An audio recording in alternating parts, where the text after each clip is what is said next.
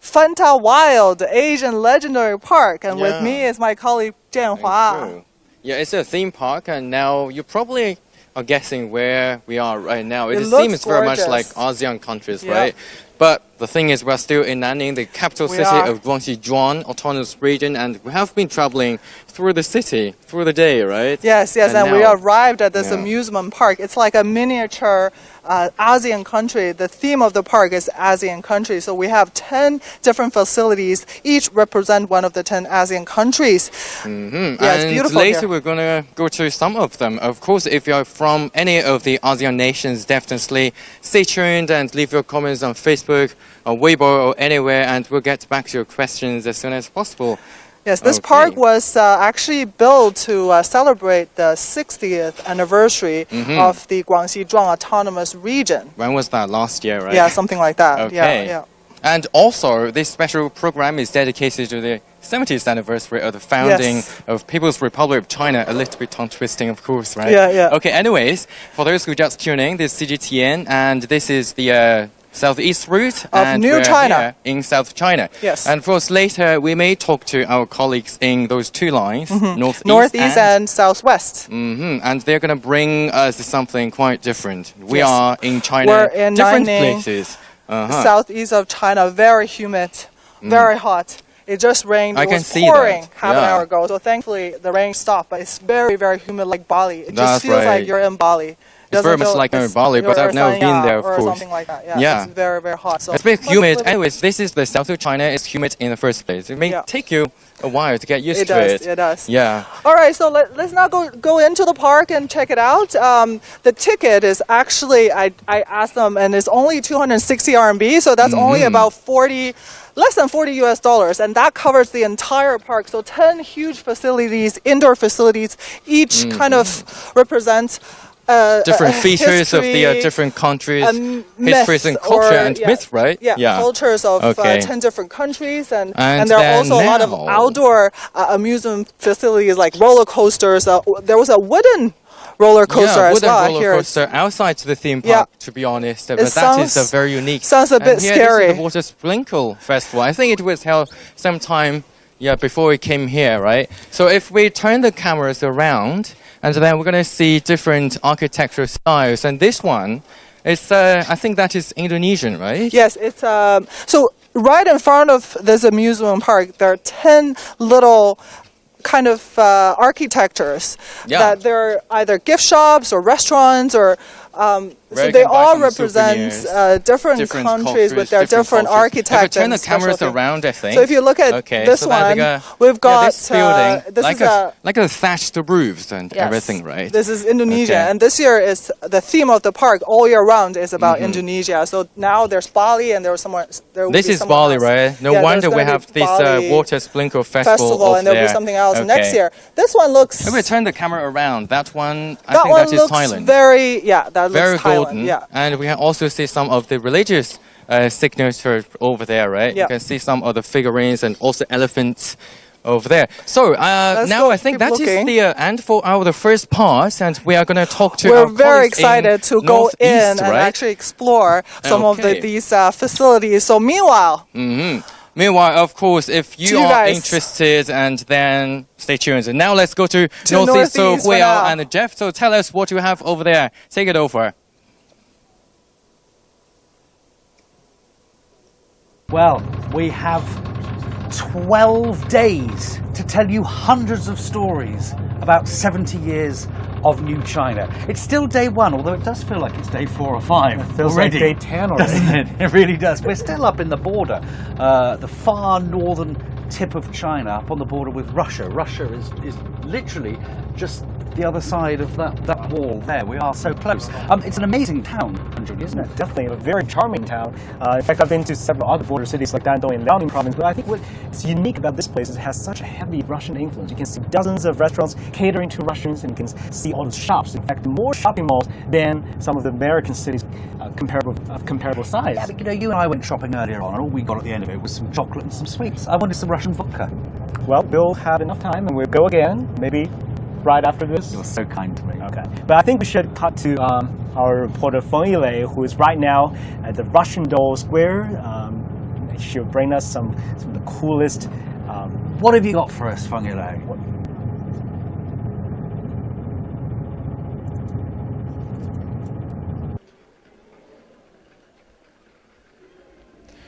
I'm now at Manzhouli's Russian Doll Square, and even today is a work day, and it's already a little bit freezing at this northern border town. We can still see many tourists, and earlier I saw groups of pupils probably on their autumn outing in this park. So actually this scenic spot, this popular scenic spot, consists of 3 different parts, namely a Russian doll theme park, some entertainment facilities like roller coasters and merry-go-round, and also a Russian doll theme hotel. So today I'm joined by Miss Nanning, our tour guide. She's going to show us around this place and give us an idea of how it features Russian dolls in almost everywhere. So Lena, say hello to our audience. Hello， 大家好，欢迎来到满洲里市套娃景区俄罗斯特色风情园。So as I said earlier, this theme park features Russian dolls and Russian cultures in almost everywhere. So first of all, behind me we can see the tallest Russian doll-shaped buildings in the world, one in green and the other one in red. So they really stand out now as the landmark tourist attraction in Manzhouli. Many may wonder what they really are when they first pass by these gigantic Russian dolls. So Nanning, what's the answer to the questions? 就是这些东西到底是什么呢？后面你看见这个绿色的主体套娃，它是原套娃广场的一个主体建筑，它通高31米，曾在2007年它获得过上海的世界吉尼斯纪录，世界上最大的异形建筑群。So this green Russian doll building was the earliest built Russian doll building in this area, and it was the biggest Russian doll building in 2007, and we can see this one is now bigger than the green one. So what is that? 这个红色的现在是不是比它更大一些？它是什么时候建造的？对，这个是在2016年开始建造的。它是以套娃为形象的一个主题酒店，通高72米。它目前是世界上一个最大的套娃建筑。它建成以后也是我们内蒙地区一个规模最大的旅游特色度假酒店。And the red one was built in 2016, and then once it was put into operation, it became the biggest Russian doll building in the world, and it is as I said, a Russian doll themed hotel. It is the most popular one in the region in the Mongolia. 那除此之外，我们今天还可以在这儿看到哪些关于套娃的一些特色的地方呢？像前面有很多套娃俄罗斯的风格的建筑，前面可以看见以莫斯科红场圣瓦西里大教堂的景区入口，前面还有以俄罗斯喋血大教堂建设的俄罗斯民俗体验馆，它主要是展现的俄罗斯的民俗文化。Okay, so what are we going to do next is to see some of the buildings with with Russian exoticism, and we're going to take this car, right? 我们现在前往套娃体验馆参观。And we're going to a Russian doll workshop to know how Russian dolls are actually made. 现在我们就前往套娃体验馆进行参观。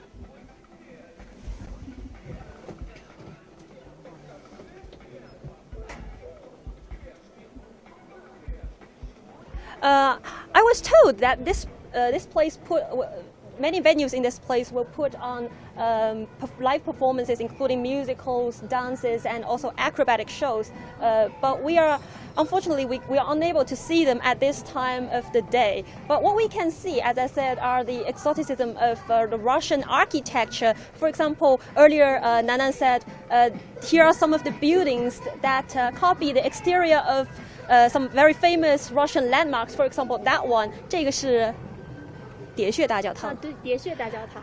So this one is a copy of the Church of Savior on Blood in the St. Petersburg, and the other one. 往前。另外一所就是这个圣瓦西里大教堂是在哪里？在景区入口的游服中心。Okay, and the other one at the front gate of this theme park is a copy of the famous St. Basil's Church in Moscow. So now we're heading to the Russian doll workshop. So speaking of Russian doll, it is also known as the matryoshka doll or the nesting dolls. But how it became a selling point in a Chinese touristy site， 就是套娃，我们都知道是一个俄罗斯的文化形象，它是如何现在演变成了这样一个在中国景区的这样一个卖点？因为套娃它最初寓意是人丁兴旺，后来被延展为亲情和友情和爱情。那套娃它在俄罗斯象征着你中有我，我中有你，在我们中国寓意了多富多贵和多子多孙的美好祝愿。So Nanning told us that this Russian doll actually matches perfectly with China's tradition of the more children you have, the more blessing the family will get. So here, I guess we can see the procedure of Russian dolls making. 可以简单给我们介绍这个大概的这个制作流程是什么样的？好的，前面我们看见的是制作套娃的一个传统工艺和现代工艺。So here through the window, we can see the difference of the traditional way of making Russian dolls and the modern way of doing that. 这面看见的就是传统工艺。And this is a traditional tool. 就是他们怎么样把这个制作成皮是吗？对，制作成套娃白皮。要想在车床上车出套娃，车工必须有一些出色的手艺。因为套娃它没有固定的工具大小去测量它们的形状，都是根据车工这个多年的制作经验而制作出来的。所以说这也是套娃一个最具特色的地方。So it is really difficult for you for handmade Russian doll because you can hardly measure the size of it because Russian doll are wooden dolls come in a set, one can put inside of another. So only the most experienced craftspeople they can measure the size of it and master the artwork of making Russian doll in the old days. So these are the so-called white body of a Russian doll made out of wood. 这面就是现代工艺。And this is a modern way of carving the white body of a Russian doll. 它相比较刚才的传统工艺具有高精度、高效率、高产能等一些优点。And they are more efficient. And here we can see the most exciting and important part of making a Russian doll, which is painting. 套娃每种颜色都有它自己独特的含义。红色套娃代表喜庆热闹，适合布置新房，添喜又添丁。金色套娃则代表了富贵，象征着招财进宝。在这面我们可以看见，这面有俄罗斯的画师以及我们的现场手绘艺术家正在现场手绘套娃。接下来可以请他们详细的为您讲解一下套娃的这个手绘过程。And colors, different colors of Russian doll, they have different symbolic meanings. And here we can take a close look at it. And here are some Russian artists making the Russian dolls.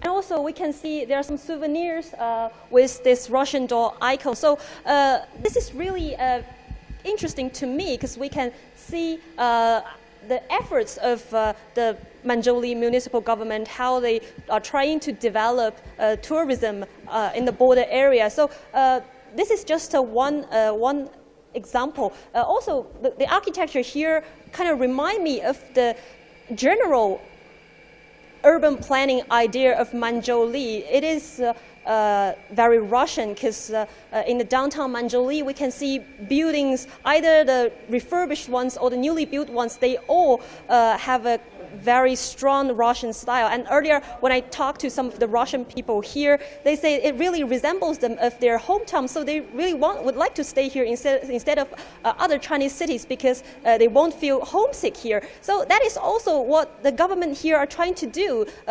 Earlier, when I talked to a local official, he said their goal is to make this city a place to attract Chinese people who have never been to European cities, and they want to attract Russian citizens to stay here to do business because that won't make them feel they are working in a different country. So. But there are also some problems and critics saying that when Manzhouli is developing in this way and branding itself as a very European city, it is losing its history and the original culture of this place. But I think our guest speakers back to the studio will have more insights of it.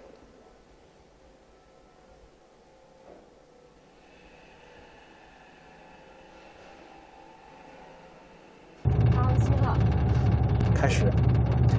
Thank you very much, Ile. Looks like you're having a lot of fun down there. We'll see you a bit later on for dinner. Now, I want to bring in our guest, Professor Yi Yong, who is with us for the journey. You feeling car sick yet?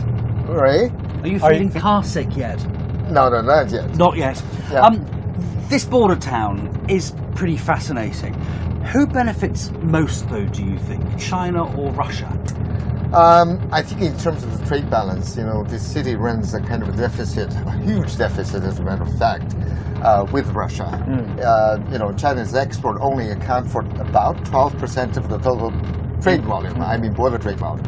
So basically, the city, has brought in more Russian products than export Chinese products to Russia. So it plays a very important role, actually. It also, in terms of the China-Russia trade, nearly 70% of the bilateral trade, pass through this landmark. Well, of course, we know in general how important China trade is to Russia. How important is Russian trade to China? So far, in terms of importance, I think both sides attach great importance to the trade relations, and Russia has an ambition to expand the trade relations just beyond those border cities, which means they wanted to go to the southern part of China. I mean, Russian products go to the southern part of China.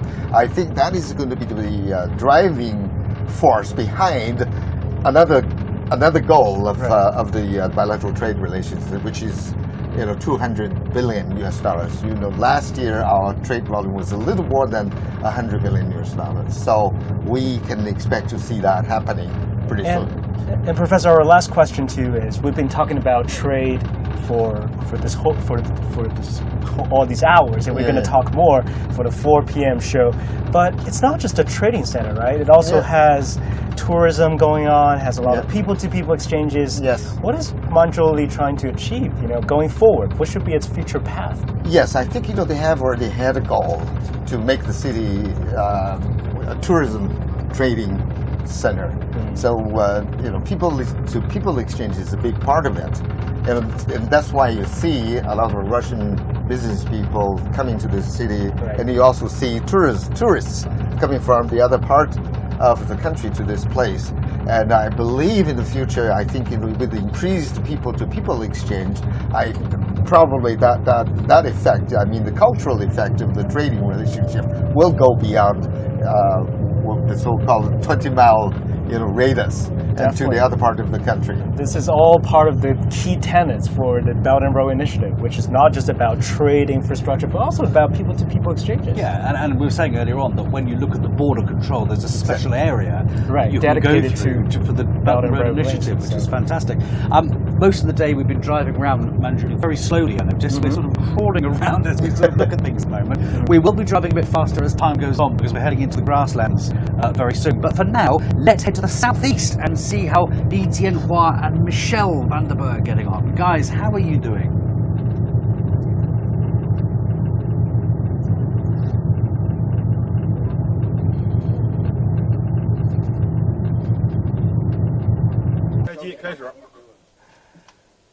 Hello everyone, welcome back to the southeast once again. It's still very humid and we're officially in the amusement park. And now let's start this golf cart and let's look around. I'm going to take you around. So if we turn the camera around out of the golf cart, I think you can see some beautiful buildings, pretty golden, very beautiful, with very exquisitely carved things on all of the roofs and everything. Very exotic. Which country that is?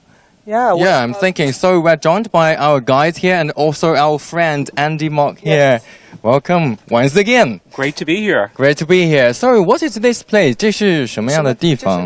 缅甸的一个万塔之城。Okay, so it's Myanmar and it is what used to be called Burma. Yeah, it used to be called Myanmar. Burma. Yeah, because the largest population is Burmese. Okay, now it's Myanmar, and then we can see this city is called the city of pagodas, right? 10,000 pagodas. 10,000 pagodas. I think we need to let our viewers see some of the more exotic and beautiful architecture over there. This is the...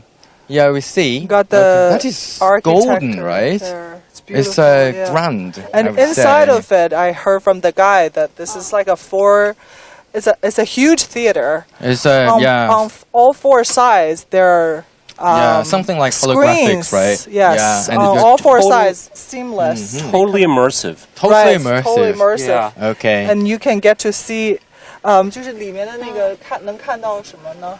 他们是一个讲述的小城回来一个发展历程。然后游客的话是看到这些虚拟的和真实的一个穿梭的感觉。 So this is very much like the development of Myanmar. Yeah, the build so once, you can yeah. show the history and the like the build once development of Roman Myanmar. of Myanmar, right? And I think to me what's really exciting about this is that it's a hybrid of the traditional culture, but also using high tech to create this simulation that gives you this immersive, almost virtual reality-like experience. So outside is all about the structures and architecture, but when it comes to inside, you have something that's really inside. High tech. Okay, high tech and everything involved. China's secret sauce. That's right. Yes, for sure. Okay. 好，我们马上就到了一个小吴哥。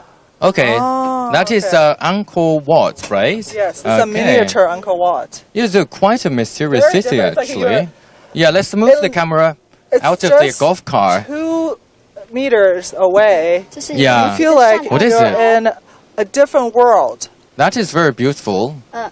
And this place, we can see, statues everywhere.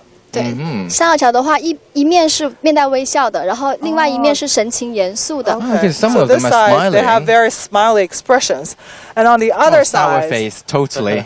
very Shows angry. the sour face. 对，他更多会告诫世人，就说是去从善，然后提醒去用微笑的That is 去面对 quite, yeah, this is very much like It's Buddhism, telling the right? world to treat everything with a smile. That's right. Yeah. I think that's the beauty of this theme park, right? love In different countries, different parts of it, and then you have different cultures. It's beautiful. And all very, they want you to be kind. Yes. Okay. Yeah, it reminds me a little bit of Borobudur in Indonesia for some reason. It's very... Right. Yeah. But I think more generally, too, this makes me think of Epcot Center in the United States. But in a way, perhaps even the next step or the next generation, because it really just distills the essence of each of these Southeast Asian countries. Exactly, That's right. So visitors here can quickly, without having to spend, whatever thousands, tens of thousands of RMB to go travel, places. you can quickly really get the essence of Have these a feel countries. of how each country is like. Yeah, that's just right. in just a day or two. It's 那 just 现在也是 perfect. 拥有着 That's perfect. 目前非常大的一块巨型屏幕，长达 Okay. 有60米的一个巨型屏幕。 All right. So there's a 60-meter long I think we're going Yes, there. screen. Oh, We'll, the we'll come screen. back to this. And we're going back in a to this bit. place. It's Yes. very interesting, of course. Stay tuned. 讲述的也是吴哥窟的一个建造的一个历程，它是如何建造出来的， Yeah. 然后到它再被世人发现的这么一个 Okay.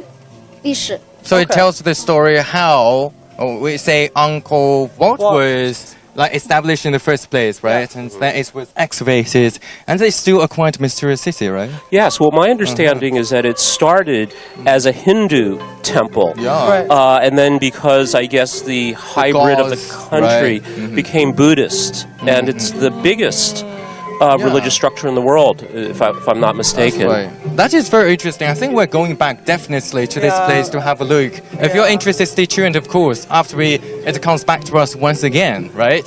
So now, let's check in with our colleague in Southwest, probably, and then see what they have over there. And after we come back, we're going to go to that place you saw just now. It's about Angkor Wat. Angkor Wat. Okay, very beautiful place. Stay tuned for that. Stay tuned for that. See you soon. See you soon. 除了我们看了。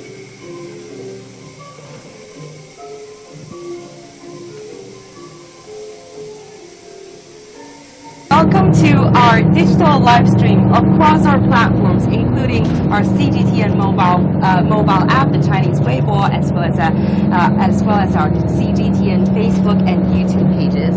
I'm Taoyuan, and this is my brilliant colleague Sean Taylor. Together, we're on a bus driving from the city of Zunyi to Guiyang, which is the provincial capital of southwest China's Guizhou province. So far, it's been a good journey. Yeah, it's supposed to be about a 3-hour drive, but in terms of kilometers, it's not terribly far, so it gives you an idea that the roads aren't the best of conditions. Although, look right now, this is what we're dealing with. And, Taoyuan, I think it's been a pretty comfortable drive so far. It's a time we've been able to get out of the rain from Zuni, but I think the weather actually cleared up a little bit. If we can see the road ahead, the road that we're driving on ahead, we can see blue sky and beautiful mountains. For our international viewers, tell them a bit about the terrain, how rugged it is, and it's really characterized by punching holes in mountains for tunnels and also bridges, just amazing bridges. Right, so for the past more than 3.5 years, I've been stationed in China Southwest covering stories for CGTN from this part of the country.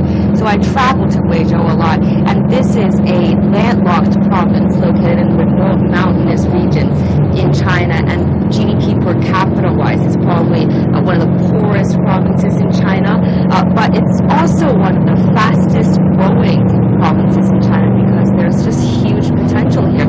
And you talked about the trip that we're on right now, the road.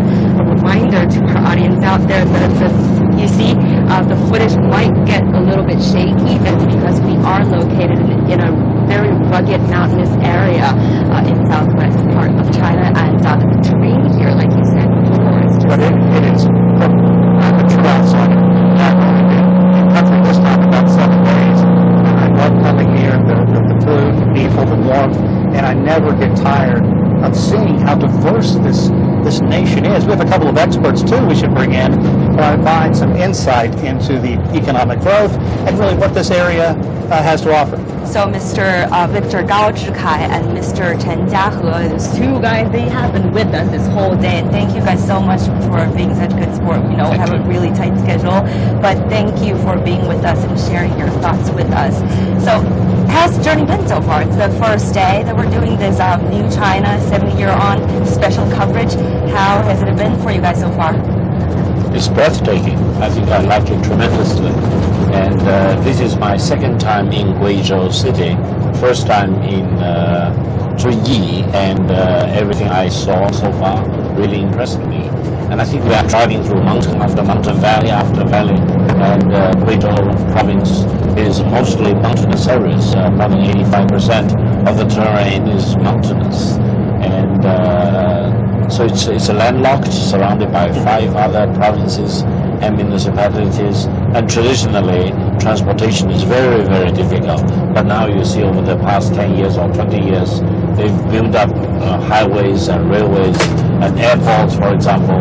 So I think connectivity has been improved very significantly. It's a truly great achievement for the province. And one thing, Victor, that I've enjoyed, being from DC, we've talked back and forth across the ocean, but it seems like you're quite enjoying pointing things out to me that, as an outsider, I wouldn't normally recognize. The terracing for farmers, the way this region is really characterized by the small family farm as opposed to what we see in large-scale industrial farming. Exactly. Absolutely. Just now, as I pointed out for Shuang, there were quite precipitous drop-offs. You see valleys down, and you see family houses, for example, and very small-scale family farming, probably unseen anywhere else in the United States, for example. But this is how the Chinese farmers thrive for centuries in this part of the country. And I think such small-scale family farming probably will continue for many decades to come. So as we were just discussing amongst ourselves before we went live, this is actually the only province in China without any plains. So the geography here is actually quite interesting. Mountains, hills, canyons, valleys. And that's why Guizhou is called the hometown for bridges. That's one interesting fact about Guizhou province is that it's got some of the world's highest bridges. And one bridge actually earned its own name, the world's highest bridge, the Beipanjiang Bridge. We actually have a little clip on it. Roll it. Let's take a look. Connecting the borders of Guizhou and Yunnan to mountainous provinces in southwest China.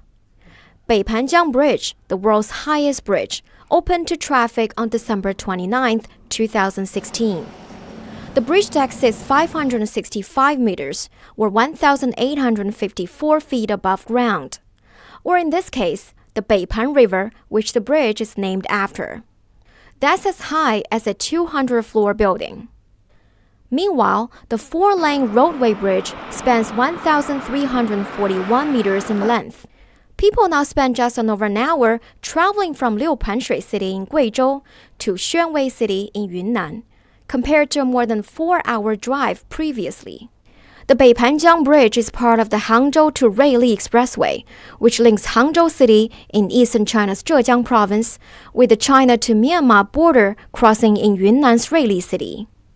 The steel truss cable-stayed suspension bridge has a main span of 720 meters, currently the second longest in the world.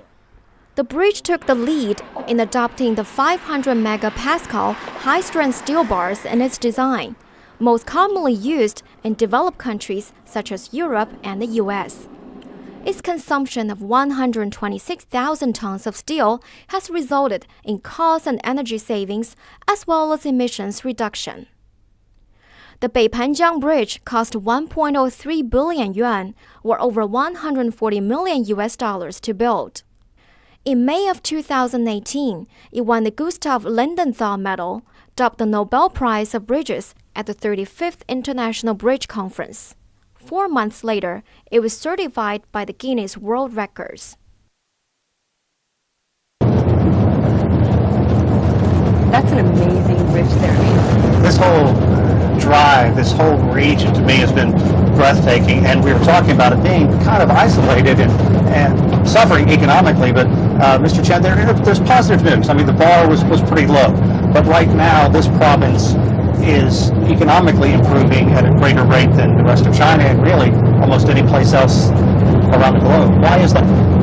Well, because first of all, Guizhou is not developing to an extent that you can see Shanghai or Beijing is. I mean, the per capita GDP here is about 50 or 40% of Shanghai, so it's really low place to start with. The second place, thanks to the united China. I mean, if it's separated into nations, Guizhou would have to face competition from places like Shanghai. You wouldn't expect if Shanghai is another country, Guizhou is another country, and we build a big data here. I mean, people would go to larger cities. But big data, like Guizhou is currently having on its schedule, is one thing that really fits for the province. Because if you look at the Guizhou province, it doesn't really have great transportation, but it got a lot of power, and big data needs a lot of power and cheap labor, stuff like that. So I mean, Guizhou probably can work itself toward the example set by the Silicon Valley in the United States, which, you know, back 50 years ago, Silicon Valley was nothing. That was only silicon.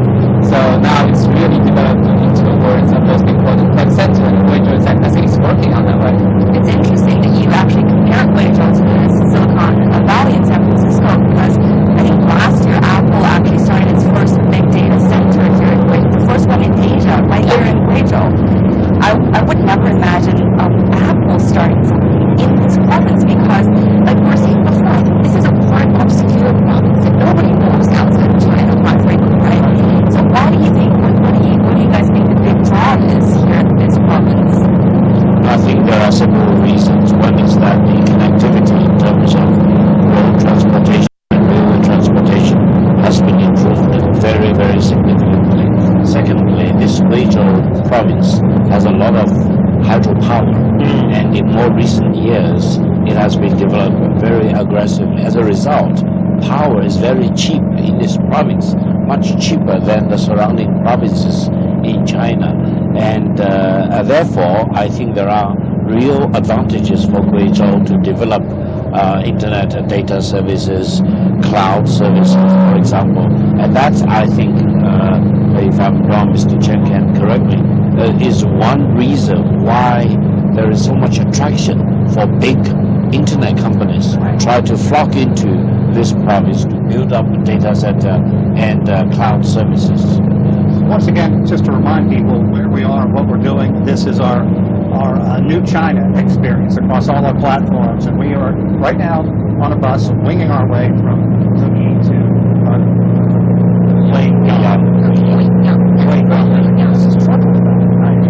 I'll get it. Thanks. So, but look at the scenery, look out there. This is what we're getting to see. Some cloud cover, as you're going to get. I think we might be on the G60. Is this it? We haven't been told yet. We haven't been We're probably not on that highway yet, We're going to hit it soon. The Shanghai. It's the Shanghai Kunming Highway, right? Yeah, Tell me the significance of that. the highway. Right. I mean, why is that so important to this area? Well, I would say over the past 1 or 2 decades, China has developed a great deal of engineering skills in building up bridges, tunnels, and highways. And as a result, the improvement in connectivity in the country, especially in a very terrain-wise challenging province like Guizhou, has been improving significantly. So when we look out of the window, we see lots of high bridges, cross canyons, for example, which were unheard of several decades ago. And the highway you mentioned from Shanghai all the way to Kunming in the southwestern corner of China, bordering with Myanmar, probably is one of the longest highways in China, and it traveled east to the west across Guizhou province. And in terms of what China really has to offer right now, Mr. Chen, it's an exploding middle class. People that have money to spend, and it's why the economy is growing. How do you see the future of this province? Is it going to continue to make leaps? Yeah, definitely. I mean, traditionally, Guizhou was building on its traditional businesses. I mean, look at Manzhouli. Manzhouli has been there for hundreds of years. It's one of the just so our Western audience know what we're talking about, the spirit. Yeah, Manzhouli spirit has actually been one of the 8 most famous spirits back on even at 1949. That's one of the most famous spirits. But that's a traditional thing. So previously, Guizhou was doing everything on its own tradition. The food, the spirits, the mining, even its hydropower. Hydropower is based on the water utility that you got here. But in the future, Guizhou, I think, will attract more resources from other provinces around the country, the ASEAN countries as well, Southeastern Asian countries. That's because nowadays you have transportation, you have digital highway as well, and you also have a lot of support from the central government. That's very important. Right, that's very impressive. So I think we're running out of time, guys, but just a reminder, we're traveling right now.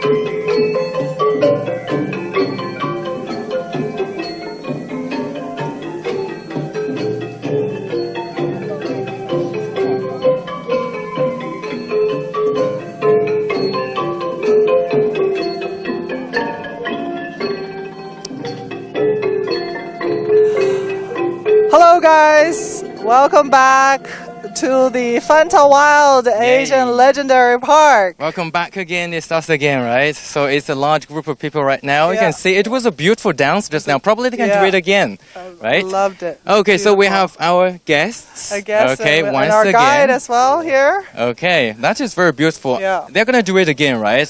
Show us where we are. Okay, so where we are right now, this is Angkor Wat. I think if you have ever been It's there. a miniature Angkor Wat. Miniature, that's right. Yeah. Okay, the minimized version of it, but still. And tell us a little bit about it. Well, even the miniature version of Angkor Wat is still pretty big because those of us that have been to Cambodia know that Angkor Wat is the largest religious complex in the world. And it's one of the oldest as well. Started out as a Hindu temple, but I think because of the ruler of the Khmer Empire, became Buddhist. So now I guess it's considered a hybrid or primarily a Buddhist religious place. Oh, okay. Very interesting. Very interesting. The Buddhism tranquility. Yeah. And the mix of the dancing, the very ASEAN style dancing. Yeah. It's truly amazing. So I'm really curious about the golden color used in their hat, in their decoration, so ornaments. 主要是在我们柬埔寨呢，它是一个仙女舞，这支舞蹈叫做仙女舞。So in Cambodia, this is called goddess dance, fairy goddess dance. This is like 在我们的动作和服装上面都是有一个非常严格的要求，特别是在我们的服装上面。刚才你有说到为什么它是一个金色的发饰？ So why is it 在宫廷里面，金色代表的是一个尊贵与优庄典雅的一个象征，所以这是为什么他们会穿着的是金贵的服装。那在下半身呢，他们穿着的是一个柬埔寨的一个传统服装，叫沙龙。It's called 沙龙。对，就是用一块布来缝合，完了之后挂在我们的腰间，上面呢就是像我们中国旧式的一个对称衫，外边呢就是镶着我们的金色的一些服饰，然后现在就形成了我们现在看到这些柬埔寨的服装。That's what we see. 再跟我们讲一讲这个舞蹈吧。 Yeah, so tell us something about the dance once again, because we just asked you to do it once again. Very beautiful. Okay, and I can see the little moves, the hand gestures and everything, and they are totally barefoot, of course. So tell us something about the dance we're looking at once again right here. 就您给我们再讲一下它这个舞蹈的文化。好的。 这个舞蹈呢，首先刚才我说了一个是从它的动作方面，还有一个是它的服装方面。那么接下来我们说一下它的动作方面。这个舞蹈的动作呢，它是通过运用这个柬埔寨的传统特色的一些动作来进行作为这个动作题材，进行2度创作，改编成为现在我们所看到的。那它在整个的表演过程中呢，动作幅度小，变化是缓慢的。 然后整体的表演是通过我们的手臂以及我们的手指的变化来表达不同的信息，这就是我们的一个动作的一个进行编排一个过程。That's a movement.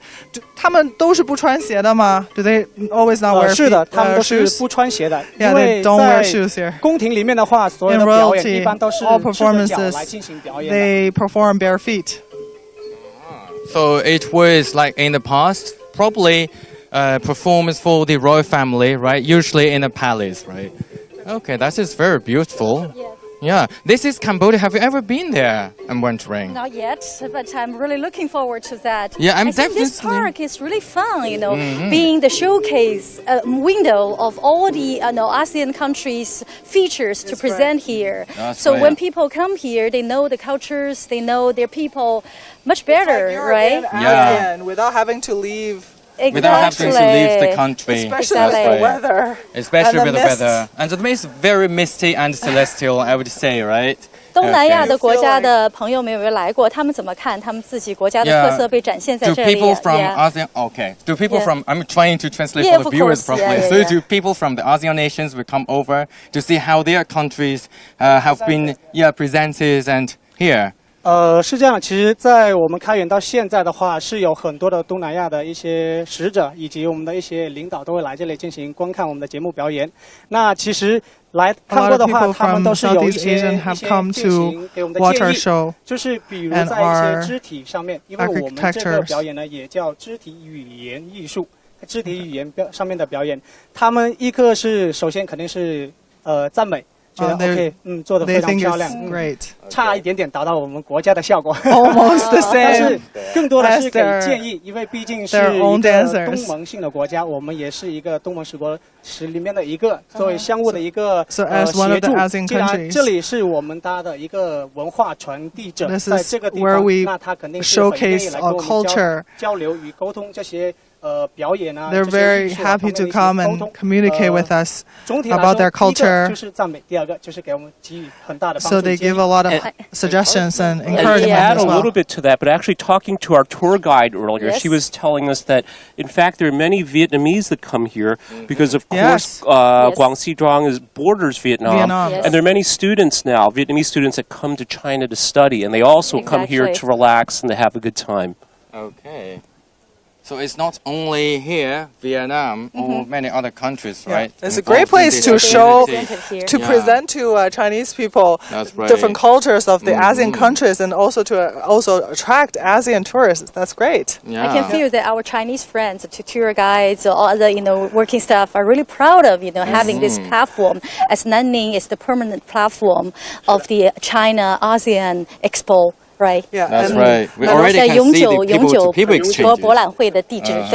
And our crew, they're all really excited to be here. They cannot wait to actually go inside to all these facilities and actually experience all the fun tech stuff themselves. And also, you cannot wait either, right? Right. I hope we have time to explore some activities together and explore all of that. What are you most excited to go and try? I heard there is a soaring project where we can, use the 4D technology, so we can have a bird view of all the ASEAN countries, including the China. Some features of like the Great Wall and the combination of some other features from other countries. So you can feel you're on top of things, but you're not actually on top of things. That's my favorite because I cannot do roller coasters. That's what we call bird view. So that's good. So you just feel like that. Let's do that fly later. No, probably we can rock it. Right yeah, we're gonna do that. Okay, I think that does the. Is that all the time we have? Okay, all right. Of our special program here, and this is New China. New China. Yeah, the second version of the real-time China. Yeah, we have 3 routes: